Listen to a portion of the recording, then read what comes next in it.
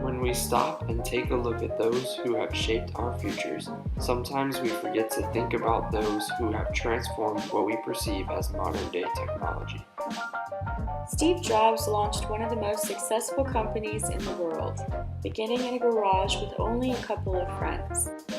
As a college dropout in 1974, Steve enjoyed art and technology and also believed that getting a degree was stupid. He hated working for others and worked best independently as his own boss.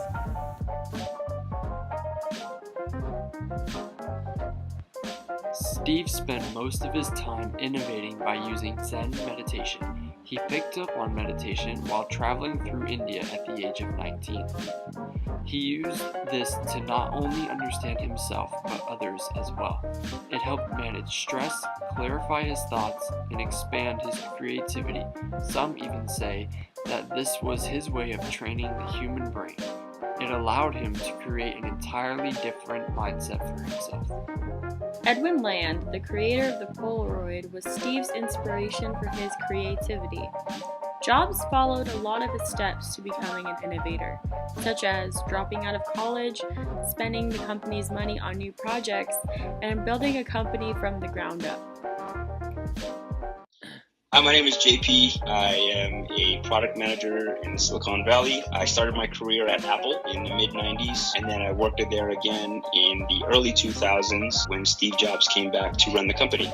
As an employee for Steve, what impact on the company did he have when you were employed by Apple? The culture within the company was very different. Before Steve was there, the company was not really looking to think outside the box. Apple was more about the experience of a user using their products. Not so much, I've got the latest technology, as much as it is, I can use this thing to help me with X or Y in my everyday life. When Steve was there, it was really about the user experience. Design groups started to become a big thing where we would have think tanks, groups that all they thought about, how do people want to accomplish certain tasks? What is the best, most efficient way for people to do that? So there was this new way of thinking about creating products. You really saw that first in Apple when Steve Jobs took over the company. This thing is for the effing man.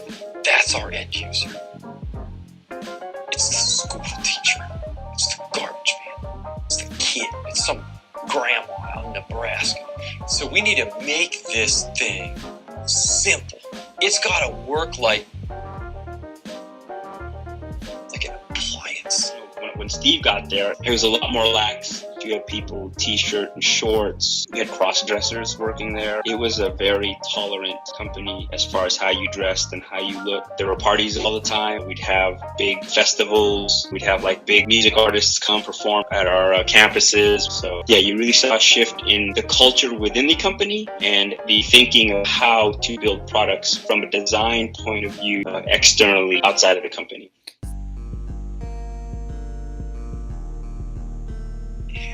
Intuitive, precognitive. I mean, I wanted to know what you want to do before you even know you want to do it. Steve created an environment that would eventually shape the world, beginning with his employees and their experiences within the company. Some didn't like him, while others valued him and all of the life lessons that he taught in the workplace. What kind of guy was he, and how was his work ethic? Was he a rude guy, like a lot of the media makes him out to be? His influence was it was strong. He did crack the whip. There were a lot of stories about him storming off, throwing tantrums, throwing stuff across the room. And I'm gonna sue you for every cent that you have ever made. Never, ever make another dollar that I don't first take 90 cents. If you were working on a product that Steve was going to demo to the audience, you felt the pressure big time. You'd be working there till like midnight every day in the months leading up to that event. If he went up there and did a demo and what you worked on failed or made him look dumb, you would get help. There have been people who actually got fired. Tina, you're done. What are you gonna fire me? No! I already fired you! I never dealt directly with Steve in that way. His presence was so big on that campus that it sent trickles all throughout the entire nervous system of that company. The one time I did meet Steve, I got in an elevator. Steve got in right after us. And so we're going up the elevator. He turned to us, he said, what do you guys think about the what do you guys think about the new iPod? We said, we like it. We just think it might be too expensive. I don't know if people are really gonna pay that. And he looks at this, he says, He says, you know what? They're gonna pay it. Watch. He got out the elevator. He said, have a good day, guys. And sure enough, the iPod was one of the biggest selling cultural, technological devices to hit the planet at the time. We were the guys that were working on these products. And we were thinking, man, I don't know, this guy's crazy, thinking he can sell it for this much. But he was right. You know? We all meet for 3 hours once a week, and we talk about everything we're doing, the whole business. And there's tremendous teamwork at the top of the company, which filters down to tremendous teamwork throughout the company. And teamwork is dependent on trusting the other folks to come through with their part without watching them all the time, but trusting that they're going to come through with their parts. That's what we do really well. You have to be run by ideas, not hierarchy. The best ideas have to win. Steve was known to be sharp and witty, hard-headed and stubborn, but open to new ideas as well. The effect his innovations had on the world were incredible, as he transformed what we know as technology into something we never could have imagined.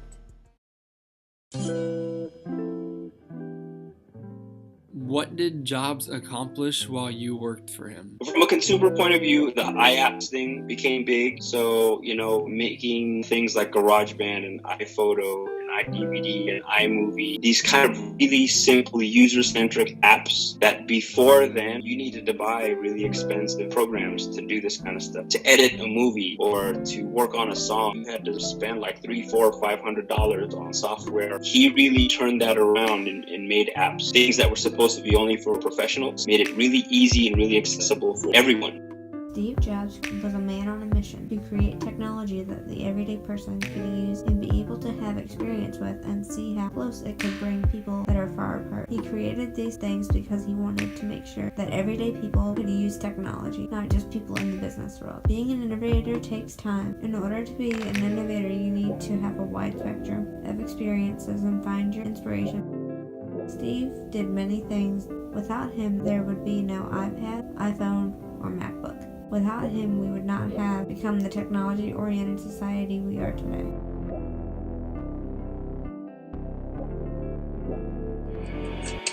Here's to the crazy ones, the misfits, the rebels, the troublemakers, the round pegs in the square holes, the ones who see things differently. They're not fond of rules, and they have no respect for the status quo. You can quote them, disagree with them, glorify or vilify them. About the only thing you can't do is ignore them, because they change things. They push the human race forward. And while some may see them as the crazy ones, we see genius. Because the people who are crazy enough to think they can change the world are the ones who do.